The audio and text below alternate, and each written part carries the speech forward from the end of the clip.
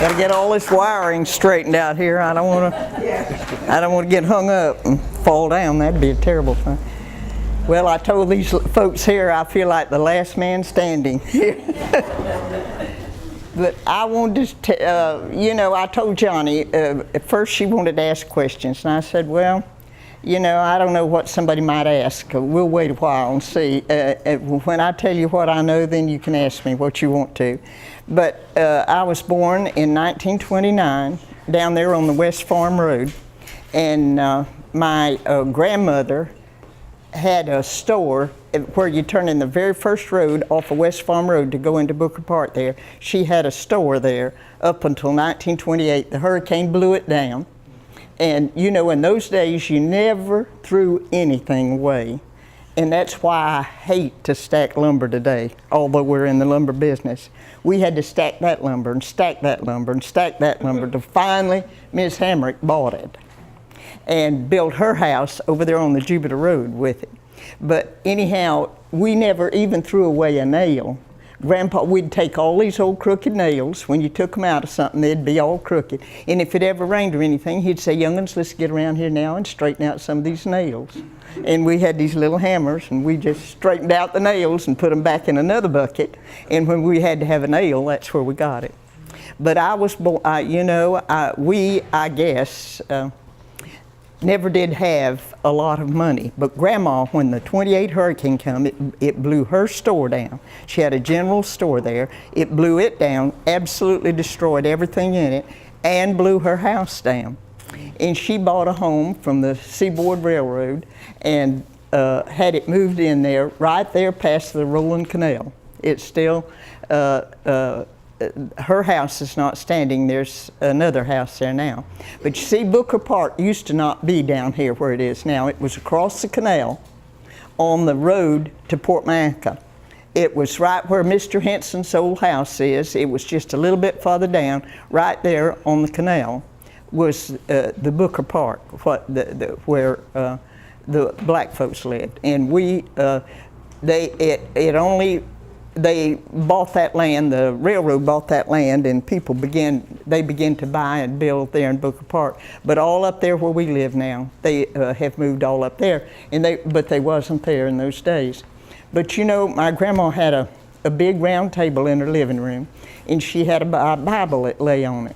And she was very careful to record each birth and each death, but we never read it. So we didn't have a clue what it said.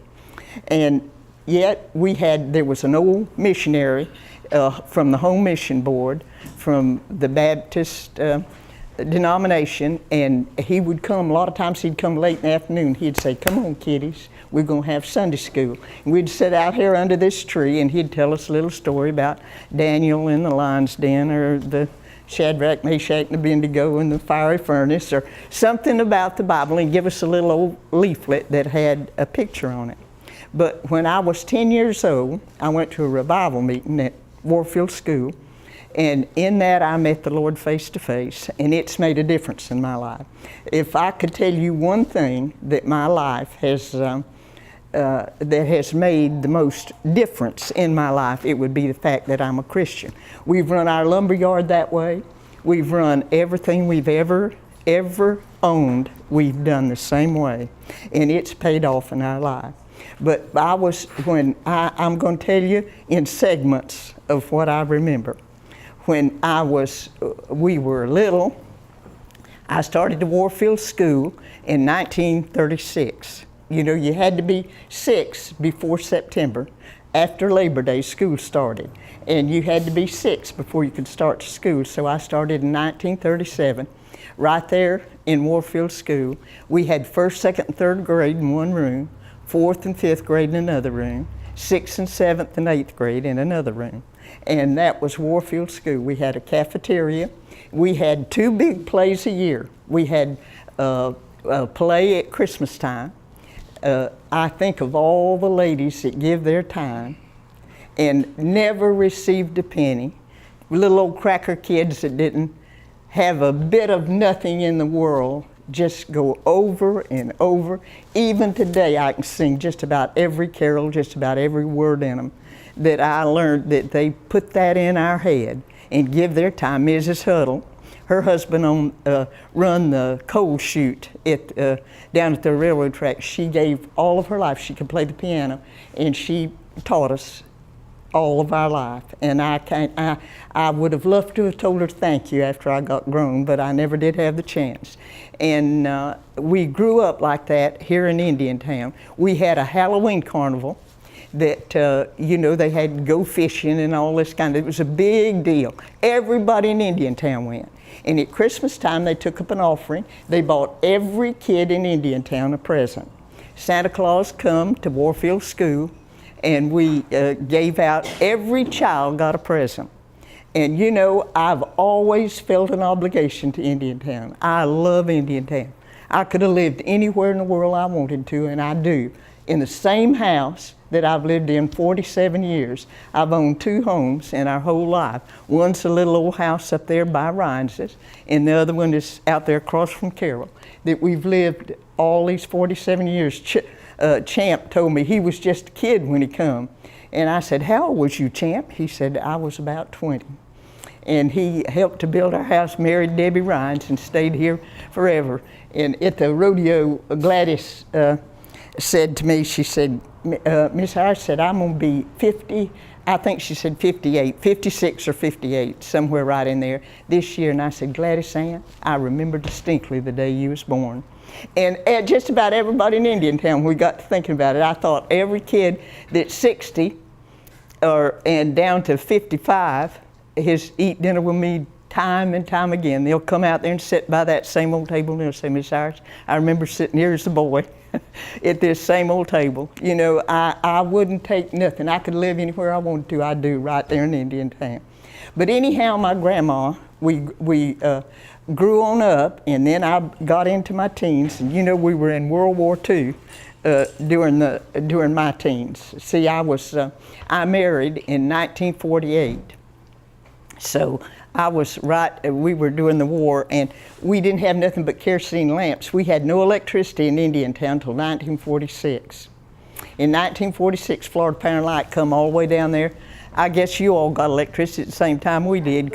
Yeah, because I'll never forget when Mr. Slay got the first new truck after the war was over, and they all went to Mayo, and they was in the back of that truck, and they come by our house, and we just stood there and waved and waved and waved and waved. We thought it was the most wonderful thing that they had that new truck and was moving, going to Mayo. But anyhow, we grew up here. We had to blow out the lamps. That's what I was going to tell you. When it got dark, you know, they had the blackout. You remember they had the blackout, and we'd have to blow out the lamps because they were afraid that the torpedoes had come in, I guess, from Jupiter. Jupiter was about 20 miles from Indiantown. But anyhow, you know, I've often wondered this all my life. One time we was out there playing, and all these boys come by. They were going down West Farm Road, and they was somebody told me they were prisoners of war from Germany. They looked just like American boys, but what in the world they was doing in Indiantown, I never have understood that or know. But anyhow, all those years, just a cowboy. I've always been. I love cattle. If I love anything, Eva said I have selective hearing. If it's about a horse or a cow, I'm all ears. Anything else in the world, she said, Mama don't hear a word of it. She just lets it pass right on over her head. And that's about the truth. That's what I love. I love to look at the cows. I love a good horse. I will till the day I die, because that's just exactly what I did. And Carol, the Slays, you can verify it by people that live here. I would ride, of course Carol was younger, they were younger than I was, but we'd ride our horse up there to school and anchor it out during the day. And we'd get on that thing at night. And Gerald Matthews said the whole school used to line up and watch us to see if we'd get through or not. When we always rode old half crazy horses. Daddy'd go up there to Cary Cattle Company in Tampa and buy a whole load of them and bring them home, and he'd say, "There they are, go to it." And we would. That's how we grew up. The Basses tell me today, they said, "I swear," said, "you all rode the scroungiest, darn old crazy horses that I ever seen." He said, "Why didn't y'all get you a good horse?" I said, "Don't ask me. Daddy told us what to ride." That's best we. And I used to count up for their grandpa. Their grandpa would get me and June to help them when they gathered their cattle. And Carol and them would come out, and Mr. Priest would say, wait on the babies, wait on the babies. And here'd come Carol and them on them little ponies, old Shetland ponies out. But we grew up anyhow, and Indiantown has always been a place that looked after. You know, before Hillary Clinton ever wrote that book that says it takes a village to raise a child, that's what we done in Indiantown. It don't matter where you was, if you misbehaved, they'd just soon whip you as you had their own. It didn't make any difference to them. You did what was right. And you know, although we were not Christians, we learned, do not steal, do not lie. All the basic things we learned as children because we were taught that. Although, like I said, money was something that was lacking in our life. But as I grew up, I never had a need that the people of Indiantown didn't take care of. And you know, you don't ever forget that. I've never forgot that. There's no telling how many kids I've paid to go to camp, or I've paid to do this or that or the other when I was grown and I had the money. Because somebody did it for me. I lots of times didn't even know where it come from. When you're a kid, I remember Mr. Hathaway was the school superintendent, and he would come down there and get me. If there was ever a speaking contest, I was always in it. I don't know why. I was a little old red-headed, freckle-faced thing that wasn't scared of nothing in this world and would fight a circle saw. That's exactly how I grew up. If you've ever seen Little Orphan Annie, that one time me and Eddie and Carolyn went to see Little Orphan Annie up there on Prince Albert and I think that's the name of it, isn't it, where her place is. And anyhow, Eddie said, "My Lord Iris, there you are." There you are. So that's just exactly the way that we grew up here in Indiantown. But anyhow, and I married in 1948. We graduated in June, married in September the 12th, 1948. I married the pure love of my life. Never in this world cared one flip about nobody else before or since. Was absolutely crazy about him. We were together 47 years. And one time we were down at Hippocrates after we found out he had the cancer. And this girl that was a professor there at the University of Texas, she said, Mr. Wald said, "What in the world do you?" She said, "It's obvious." She said, "My mom and dad's been married many years, but said it's obvious that you all have something special." And Homer thought about it for a while, and he said, "Well, honey, all I can think about is I was always more interested in her happiness than I was in mine. And she was always more interested in my happiness than she was hers. And so therefore it made a good match." But when in 1950, November the 10th, right on her birthday, I had a baby, the first little girl I had. And in January of that year, of 1950, we went to Immokalee. Daddy was he sold fence posts. You know, until 1945, if your cow, or maybe it was 40, maybe it might have been 49, but if I get a date wrong, don't get mad at me, because I can't remember all of them. But anyhow, fencing, we had an old fence law in the state of Florida, and if you hit my cow, you had to pay me for it. But you see, nowadays we don't have that. We've got another law that says if you hit my cow, I got to pay you fix your car if it costs $10,000, and pay for my dead cow. You don't pay nothing. And so it's changed, completely changed. But we went, everybody bought fence posts, and Homer he went down to cut posts for Daddy. And we lived down there in Immokalee in a post camp at the end of the oil well grade. If you're familiar with Immokalee, you know it's the end of the world. right down there at the end of the oil well grade. We had a camp there. I took that 3-month-old baby, and we lived down there 5 years. We come back and forth to Indiantown all the time. This was our base, but we camped down there for those years. I had my second baby while I was down there. Went to Lee Memorial there in Fort Myers, and our second child, Johnny, was born there. But I was going to tell you that we camped out there in the woods, just as no water, no electricity, no plumbing, no nothing. And I mean the Everglades wasn't, Naples was a rat hole. There was nothing in Naples except that little bit right down there on the ocean, those nice homes down there on the ocean. The county seat was in Everglades City, so what does that tell you? If you ever seen Everglades City, it's about as big as this table right here. And we lived down there for 5 years. And down there in Immokalee, I'm gonna tell you a tale. Once in a while I'll tell you that. We was big gator hunters. Now we loved, listen, when you could get $35 for a 6-foot, 5-foot gator, you know good and well Crackers that was working for nothing was go hunt gators.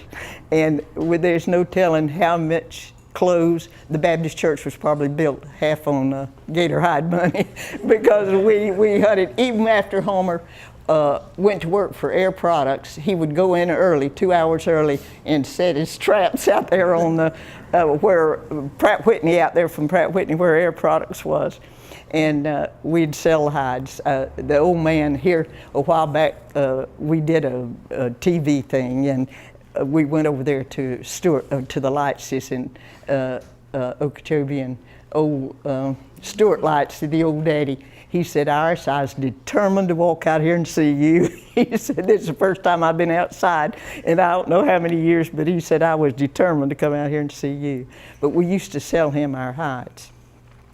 But anyhow, we gator hunted, and he cut fence posts, and he would cut 200 plus a day, and he got $20, and that was 5 times 20. That was a lot of money in 1950. We saved and skimped and got along, and I lived there with that baby, had another baby down there, and we would save $1,000, and when we got $1,000, we'd rent the truck. We'd rent an old cow truck. That was before you had trailers and stuff like that. You had the body you built on an old cow truck, on a chassis. And so we would rent Johnny Jump's old truck and go to Arcadia and Wauchula to the cow sales and buy us $1,000 worth of cows. And we'd bring them back down there to Immokalee down there, and they had the biggest cow pens there you've ever seen in your life. You could put 100 head of cattle in one thing. Well, we would put our young'uns in the truck, in the semi, and me and Homer would work them cattle there in that big old pen. But that's how we got started. And then we got us a preacher that was a chemical engineer here in Indiantown. And he said, Homer, you'll never have nothing if you're a cowboy. He said, they don't never make no money. You'll never make no money in your life. He said, you need to go to work for out there. He was a chemical engineer. He said, you need to go to work for Air Products. So we went to work for Air Products. Well, Homer, they said that he started as a utility man, cleaned the building. They said it was the cleanest building they ever seen in their life. And they'd have to tell him, Homer, you can't come to work at 5 o'clock in the morning. You got to come to work at 8 o'clock. This is a union job. But he never paid no attention. He brought those plants home and put them on the wall like that. Learned everything. He could take a diesel engine. He knew everything that there was to know about a diesel engine, everything you know about those plants. And pretty soon they put a B operator's job on the board, and he got it. An A operator's job, and he got it. Then they said, we're going to send you out to Kansas City to teach the Air Force how to run these plants. So we went out there. We went to Altus, Oklahoma. Went to church. We said, when we left Indiantown, we said, we're going to join the first church we go to, irregardless of what it is or how it is. And the first job they give us, we're going to take it. If it's a janitor, whatever it is, we're going to take it, and we're going to do it. And that's exactly what we're doing. We went to Altus, Oklahoma. This pastor said, look, this is Iris and Homer Wall from Indiantown. They need some friends. And I tell you, them Oklahoma people just took us in. They were so good to us. And then we went to California, we lived there in Lompoc. And then Homer said when they got that, they were going to redo that plant completely. And he said, I'm going home. When you get this plant done, I'm going to go home. He said, I'm going back to Indiantown. I'm not going to live like this the rest of my life. And so they said, if you put that plant online on a certain day, we'll make you a job in Florida. So when they rolled the man, they tried to get him to go to China and he wouldn't go, so they rolled the man at Cape Canaveral, moved Homer to Cape Canaveral. I came down here, I was pregnant with Eva at that time, our last child, and come home and went over to, we lived right on the beach. We got an apartment right on the beach there in Cocoa, and he was, Homer was the manager of the a plant that made the fuel for the first when John Glenn went up. And the kids, he run by there right down that beach every day, and they just talked to him and had to learn to, just got really acquainted with him before he made that trip. But anyhow, we come back to Florida and we got this call that said, Jack Williamson called us and he said, there's some men that took this survey. They said Indiantown would be a good place to start a lumber yard.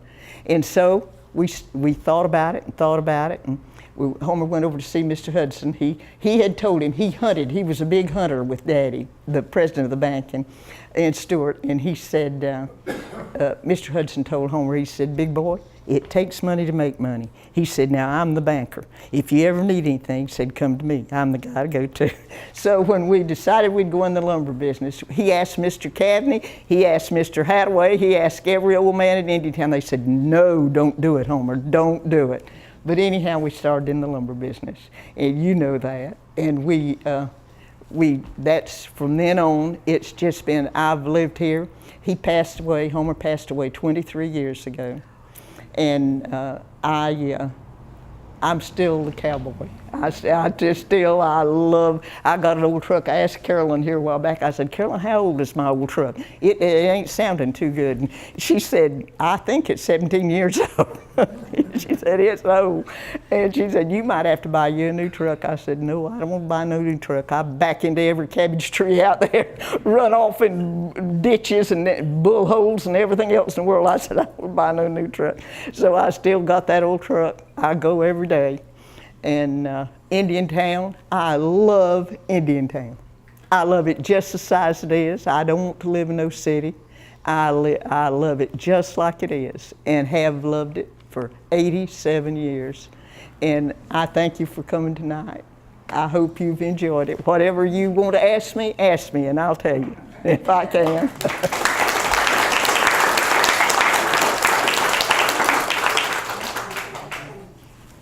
Do you have anything you want to know about Indiantown?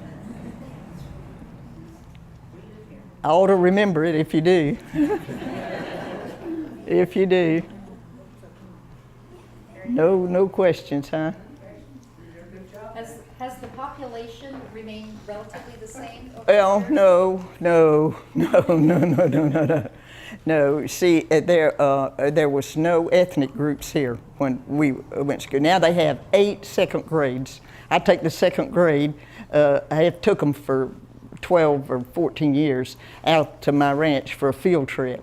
And there's 8 second grades in Indiantown. Most of them are ethnic children. And they came in, I couldn't tell you exactly when they began to come in. Probably the 60s, yeah, the latter 60s. And it's changed. I can ride down there through there, the old park there. They built those houses when Pratt Whitney began to build up out there. And those people moved in there, and I know where each one of them lives. Sometime I go by their house and just think, well, the Shelters lived here, this one lived here, and that one lived there. And it's not the same, no. But it's home. It's home to us. When we got a little more affluent, we decided we'd move over on the water one time. So me and Homer would go over there and look and look and look and look and look. And after a while I'd say, honey, let's go home. And he said, I agree with you. And that's what we'd do. We'd load up and come to Indiantown. It's just, it's home to us. And you know what home is, don't you? anybody that's lived in the same house for 47 years, good well. Every now and then I fix something in there, but it's the same house, the same house. It's where the heart is. Yep. Mom, I think you should tell them, she has a great story about meeting Dad. I think you should tell her how you fell in love. Oh, we were in the 6th grade and we had this play at school. It was called Aunt Drusilla's Garden, and I was Aunt Drusilla and Homer was the gardener. And I said I fell in love with the gardener in the 6th grade and never, ever loved anybody else. Just crazy about him. And you know, it's you think kids don't remember, but you know, I can still remember that song. And this girl called from Ruth Couch called me up when they wrote that book, that little old book, and she said, "Iris, I was Aunt Priscilla. Do you remember that?" I said, "No. All I can remember is I know I was Aunt Drusilla and Homer was the gardener." I fell in love with the gardener, and I loved him ever since. And he was just the very opposite of me. He was drop dead handsome. He was, he was the captain of the football team in Stewart, and he was everything. And I've always been nothing but a little old cowgirl. And one time Teddy Bishop said to him, he said, they call him Cowboy over there in Stewart if they've known him for years. And he said, "Cowboy, what in the heck do you see in that little red-headed girl from Indiantown?" And Homer said, "I don't know, Teddy, but I cannot stay away from her." And so that's how it turned out. That's how we fell in love. She has a question, Mom. Hmm? Go ahead. What was high school like for you in the 40s? What, honey? What was high school like in the 40s and going to school at? Oh, up at Warfield. County High? Well, see, they didn't have all those schools there. It was just that old original Warfield building. And see, there was no middle school all those years. They built that middle school many years later. And so it was just, it sat right there. That's the old part of that building. Was. Mom, what about high school? She said when you went to high school, Oh. you went to Stewart. Went to Stewart over there, you know, where on East Ocean Boulevard. I think that they just found a capsule, you've seen it, that the class of 64 had put there in Martin County in that. Oh, well, we went that's where we went to high school. They said Ms. Loy had taught us out in Indiantown. And she was over there, and they said when I unloaded off the bus, she said, "Oh, Lord have mercy." Lord have mercy. And they graduated in that little shell. yeah, and that little old, It's still there, that looks like a shell kind of. yeah, that little old band shell. Every one of us fit in there, and all the faculty and all in there. How many people? There was 38 Martin County, in all of Martin County. 38 seniors. Now they have how many high schools? Oh, honey, hundreds and I hundreds. graduated in 71, and there were 748 in my class. We were the last class before they started South Fork. And I went to Martin County. It's a whole different ball game over there today, I'll tell you. Any other questions, folks? Well, if not, we thank you for joining us, and we hope you'll join us next month. Hope you enjoyed it. That is the history of Indiantown. Think about things you want to know. Like I said, Bob Howell is speaking next month, and it'll be always the last Thursday of the month at 6:30. And he's going to bring old pictures of his planes and things that he flew when he first started. Let me tell you something, Johnny. Bill Mitchell, he had the first dusting plane here in in Indiantown. Oh, Bill, well, he come to see me. Him and Mr. Verville, before Mr. Verville died, and he was the principal of the school. And they told me this tale. They said when Mr. Verville come, Bill Mitchell called him. Huh? Barble, Mr. Barble. That was his name. You're right, Carol. You're absolutely right. But anyhow, he said that when Bill Mitchell called him and said they need a principal at Warfield. So he said he went over there and who was the old superintendent that had that drugstore there? Rollins, wasn't it? No, Rollins. It's No, before not Rollins. Because Rollins came after I came. Yeah, Rollins was later. I've only been here about 60. Well, anyhow, he said that when he went over there to see him, and now he had no record, no resume, no papers, no nothing. And he said he was unloading a boxcar over there at the railroad track right there where right down at downtown Stewart there, and he said that he come out, and he said he had his shirt sleeves rolled up, and all said the sweat was just pouring off of him. And Mr. Verbal said, I heard that I want to apply for the principal's job out in Indiantown. And he said, it seemed like his name was Rollins. I can't remember what his name was, but said he just reached down there and shook his hand. He said, welcome aboard, son. He didn't have no paper, didn't have nothing. And he was Kelly Chemical Company. Bill Mitchell started that over there in Fort Pierce. That, huh? Tell them about the rodeo. Oh yeah. The first time Mr. Troop, the first rodeo, we loved Mr. Troop. They was 4 Troop brothers, and first W.J. come from a little bit, and he didn't G and haul these crackers too good. And then E.K. come, another brother. Well, I'm telling you right now, they almost tarred and feathered him. And so finally G.C. Troop come, and he could get along with anybody. He was the sweetest, nicest person you ever seen in your life.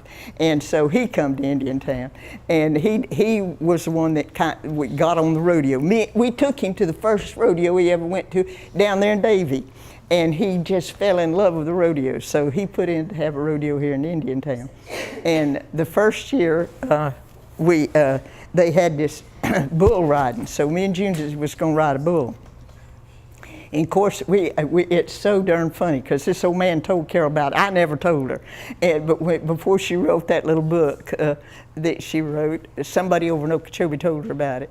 They said they rode this bull. I said, no, Carol, there's a big difference in getting on a bull and riding a bull. I said, I barely got on there. But Wanda said she can remember June fell off of hers instantly. She said, I did ride mine a little bit. But anyhow, that was the first rodeo, and here I am still going to the rodeo. I put up this old cow camp down there at the rodeo, and these folks go, they have that Heritage Day up there in Kissimmee. And I told them I went for 10 years, put up a cow camp there for 10 years at that. We used to have 14,000 people come to the rodeo. They would park from the rodeo arena all the way past where the rodeo is now, solid cars. I mean, it was something. And he had all these big Indian headdresses. I mean, with big feathers and these satin shirts. I can remember it was such a big deal to ride. Said Circle T Ranch on Well, it. Johnny, the bridge, only one car could go over there. That's right. I know. They were backed up all the way down Beeline to Yeah, it was West huge. Palm. The rodeo. They'd come though and stay all day long. They would come. As a teenager, we just like the Cowboys to come. Yeah, that's the truth. That's the truth. Okay, folks. Well, thank you. Well, thank you for coming.